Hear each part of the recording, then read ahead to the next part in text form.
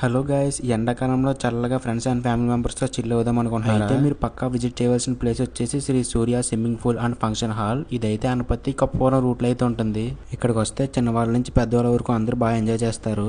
ఇక్కడైతే చిన్న చిన్న వాటర్ యాక్టివిటీస్ కూడా ఉన్నాయి. ఇక్కడ చిన్న చిన్న పార్టీస్, ఫంక్షన్స్ కూడా చేసుకోవచ్చు.